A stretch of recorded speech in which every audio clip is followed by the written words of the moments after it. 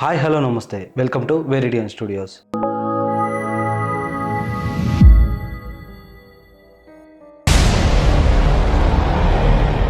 మనం భూమిపైన ఎంతో భయంకరమైన జంతువులను చూసాం అండ్ మనుషులను కూడా చూసాం. ఒక మనిషి కదలకుండా కేవలం దాని వంకే చూస్తే మనిషిని చంపేసే అంత పవర్ ఉందని మీకు తెలుసా? అసలు ఇంతకీ అది ఏంటి? అదే ది ఎలిఫెంట్స్ ఫుట్. ఇది ఉక్రెయిన్ లోని చెర్నోబిల్ లో ఉంది. 1986లో అక్కడ న్యూక్లియర్ రియాక్టర్ పేలిపోయిందన్న విషయం మనందరికీ తెలిసింది. ఆ పేలుడు జరిగినప్పుడు రియాక్టర్ కోర్ లోని యురేనియం ఫీల్ అక్కడ ఉన్న కాంక్రీట్, ఇసుక, స్టీల్ అన్నిటిలలో కలిసిపోయింది. అవన్నీ కూడా ఒక భయంకరమైన వేడితో కరిగిపోయాయి. అలా కరిగిన ఆ మిశ్రమం మొత్తం లావాలాగా మారి మొత్తం బేస్మెంట్ లోకి అయితే వచ్చేసింది. అక్కడ అది చల్లబడి గట్టిపడింది. అది చూడడానికి అచ్చం ఒక ఏనుగు పాదం లాగా మొత్తం ముడతలు పడి సేమ్ ఏనుగు పాదం ఎలా ఉంటుందో సేమ్ అలాగే ఏర్పడింది. అందుకే దానికి ఆ పేరైతే వచ్చింది. కానీ అది రాయి మాత్రం కాదు, అది మృత్యువు. దాని రేడియేషన్ లెవెల్ ఎంత ఘోరంగా ఉంటుందంటే మీరు దాని పక్కన ఒక 30 సెకండ్లు కానీ నిలబడ్డారు అంటే ఒక వారంలోనే తల తిరగడం,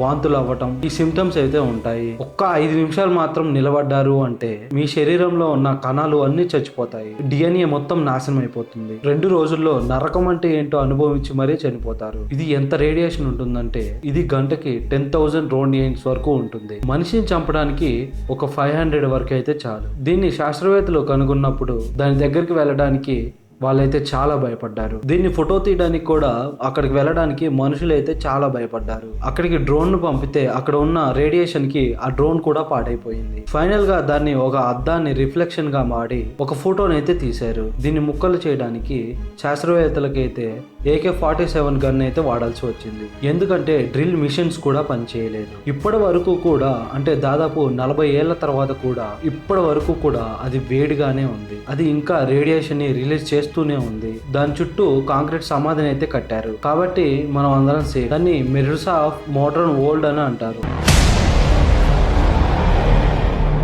అమెరికా అండ్ రష్యా మధ్య కోల్డ్ వార్ జరుగుతున్న రోజులు అవి. ఎవరు గొప్ప అంటే ఎవరు గొప్ప అని గొడవలు అయితే పడేవారు. 1957లో రష్యా స్కూడ్నిక్ అనే ఒక శాటిలైట్ అయితే లాంచ్ చేసింది. అది స్పేస్ లో అయితే లీడ్ లోకి వెళ్ళింది. ఇది చూసి అమెరికాకి ఈగో అయితే హట్ అయింది. ప్రజల్లో భయం అయితే మొదలైంది. రష్యా మనకంటే ఎంతో అడ్వాన్స్ అయిపోయిందని వాళ్ళైతే భయపడ్డారు. అమెరికా దాన్ని పవర్ చూపించుకోవడానికి ఏదో ఒక భారీ అయితే చేయాలని అనుకుంది. వాళ్ళు అప్పుడు వేసిన పిచ్చి ప్లాన్ ఏంటంటే ప్రాజెక్ట్ నేమ్ A119. దీని టార్గెట్ ఏంటో తెలుసా? అదే మన చందమామ. ఒక న్యూక్లియర్ బాంబ్ రాకెట్ లో పెట్టి చందమామ దగ్గరికి అయితే పంపాలని చూశారు. ఆ పేలుడు ఎంత పెద్దగా ఉండాలి అంటే భూమి మీద ఉన్న ప్రజలకి భూమి నుంచి చూస్తే టెలిస్కోప్ అవసరం లేకుండానే ఒక పెద్ద వెలుతురు అయితే కనిపించాలి. చందమామ మీద ఒక పెద్ద మచ్చ పడాలి. చూసారా, మేము తలుచుకుంటే చందమామనైనా పేల్చేయగలమని రష్యాకి వార్నింగ్ ఇవ్వడమే దీనికి ముఖ్య ఉద్దేశం. యంగ్ సైంటిస్ట్ గా ఉన్న సాగర్ కూడా పనిచేశారు. అక్కడ పేలితే వచ్చిన దుమ్మును ఎంత దూరం వెళ్తుందో క్యాలిక్యులేట్ చేయడానికి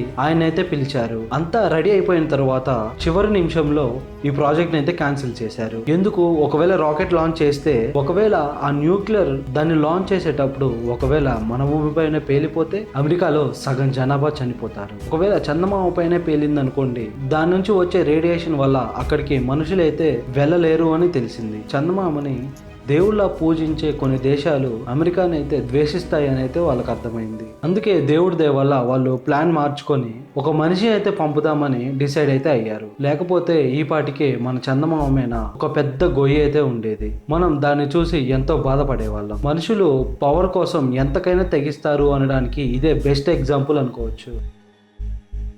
యుద్ధం అంటే రక్తం, మరణం, అంతే కదా. 1862లో జరిగిన అమెరికన్ సివిల్ వార్ లో ఒక విచిత్రమైన దైవికమైన ఒక సంఘటన అయితే జరిగింది. ఇప్పటికీ శాస్త్రవేత్తలు అయితే దీన్ని ఒక మిరాకిల్ గా అయితే చెప్పుకుంటారు. ఏప్రిల్ 1862 అమెరికాలోని టెండెస్సీ అనే గ్రామంలో బ్యాటిల్ ఆఫ్ షిల్డోంగ్ అనే భయంకరమైన ఒక యుద్ధం అయితే జరిగింది. ఇది అమెరికా చరిత్రలోనే ఎంతో భయంకరమైన రక్తంతో కూడిన ఒక యుద్ధంగా అయితే చెప్పుకోవచ్చు. కేవలం 2 రోజుల్లోనే 23,000 మంది అయితే చనిపోయారు. యుద్ధం అయితే ఆగిపోయింది. కానీ వేల మంది గాయపడ్డారు. వాళ్ళైతే బురదలో, చలిలో ఎక్కడో అయితే చిక్కున్నారు. మెడికల్ టీమ్స్ అయితే అందరికీ వైద్యాన్ని అందించడంలో చాలా కష్టపడింది. వాళ్ళు అక్కడే ఆ బురదలో, వానలో, చలిలో అక్కడే వాళ్ళు నరకం అనుభవించారు. ఒకరోజు రాత్రి అయిన తర్వాత ఒక వింత అయితే జరిగింది. చీకట్లో పడి ఉన్న కొంతమంది గాయాల నుంచి ఒక నీలం రంగు కాంతి అయితే రావడం మొదలైంది. అది చూసి సైనికులు అయితే భయపడిపోయారు. ఏదో దయ్యం పట్టింది అని అనుకున్నారు. కానీ ట్విస్ట్ ఏంటంటే గాయాలైన దగ్గర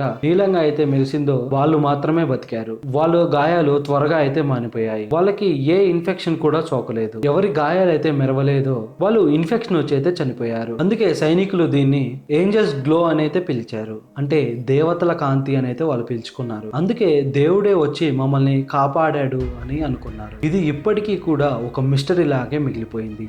అక్కడ ఏం జరిగింది ఏంటి అనేది ఎవ్వరికీ తెలియలేదు. ఇంతవరకు చూసారంటే మీకు ఈ వీడియో నచ్చిందనే అనుకుంటున్నాను. Please subscribe.